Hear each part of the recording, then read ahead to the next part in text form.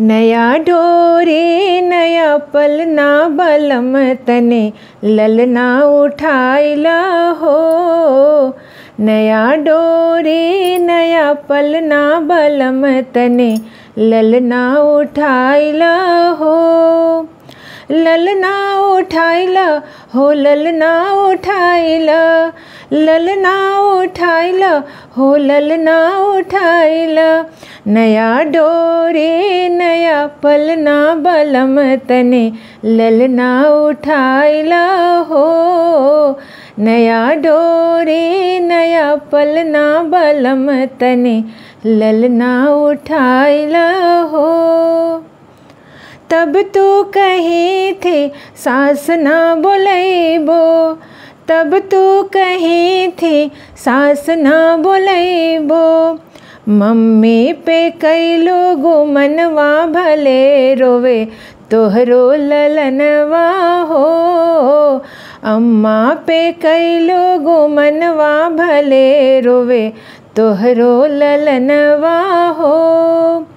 नया डोरे नया पलना बलम तने ललना उठाइला हो। तब तो कहे थे जेठनी ना बोलैबो, तब तो कहे थे जेठनी ना बोलैबो। भाभी पे कई लोग मनवा भले रोवे तोहरो ललनवा हो। भाभी पे कई लोग मनवा भले रोवे तोहरो ललनवा हो। नया डोरे नया पलना बलम तने ललना उठाइला हो। तब तो कहे थे ननदी ना बोलैबो, तब तो कहे थे ननदी ना बोलैबो। बहिना पे कई लोग मनवा भले रोवे तोहरो ललनवा हो।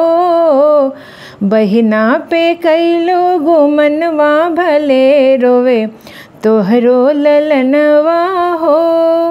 नया डोरे नया पलना बलम तने ललना उठाइला हो। नया डोरे नया पलना बलम तने ललना उठाइला हो। धन्यवाद।